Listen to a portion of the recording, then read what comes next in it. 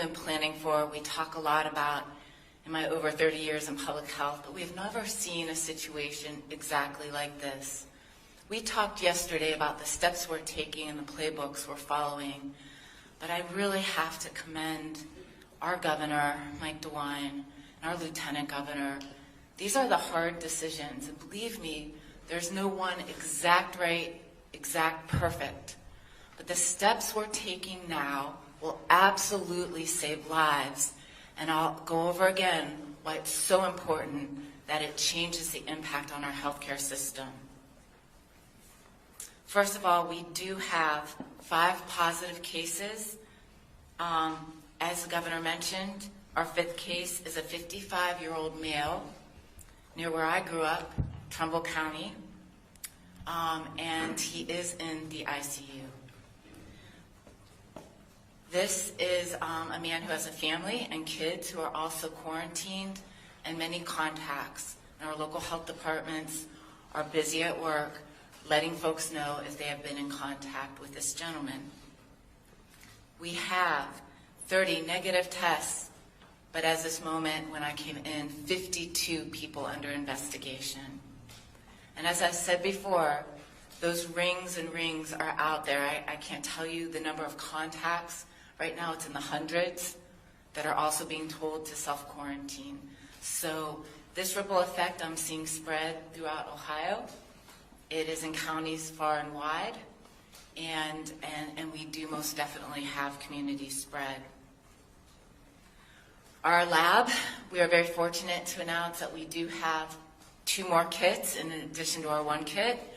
That makes our capacity upwards of 1,200 to 1,500 people who can be tested, and our lab is going to 3 shifts now to help that testing process. We continue to man our phone line, so important for viewers at home, our 833-4-ASK-ODH. We continue to give you the latest information at coronavirus.ohio.gov.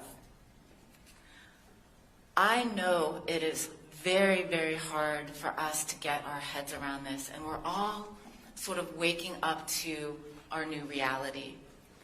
And one of the things we're going to begin to put on our website, we began today, are a series of fact sheets and checklists to help you kind of figure out what is this new norm going to be like. So I really want people to stay tuned for that. You know, we are basically slowly shutting down most of our structures of society. We're asking people to stay at home in the hopes that they don't engage in this logarithmic spread of disease. As the governor said, that was such a key clue to this. It doubles every 6 days. And if you think about it, everyone who's not spreading it, me not spreading it to 2 to 3 other people, and those 2 to 3 other people going out, that is how we can slow this down. It's so crucial, the moves we're making in the next 2 to 3 days. In all our pandemic plans, we hope to do these measures I've talked about a little more slowly. But as we can see, we're in a crisis situation now. We're moving quickly. Taking decisive action now will greatly slow down this disease and stop this trajectory. So let me show you, once again, for folks who maybe haven't seen this. Again, our pandemic curve. We've talked about the fact that China was like this big yellow.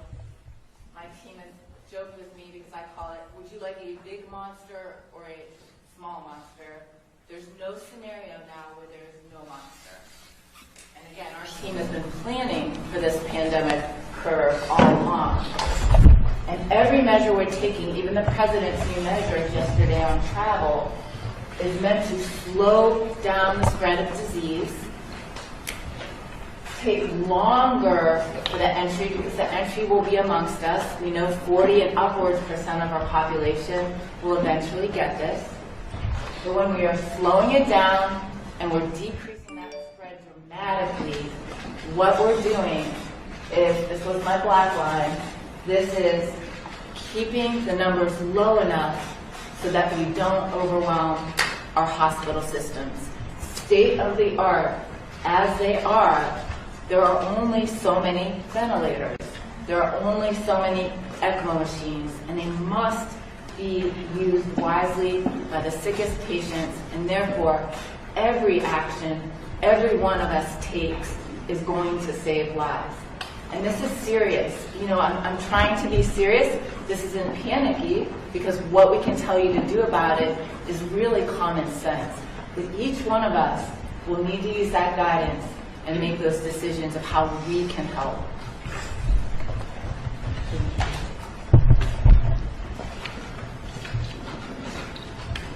I think we need to begin to think about our households and not just ourselves as individuals.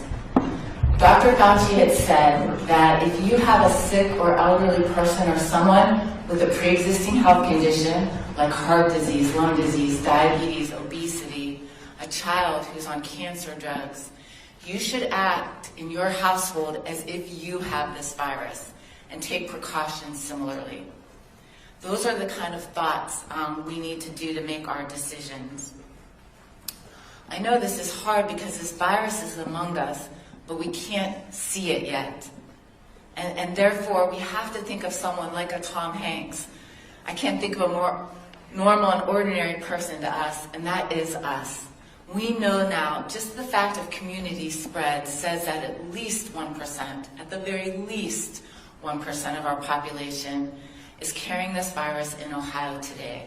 We have 11.7 million people.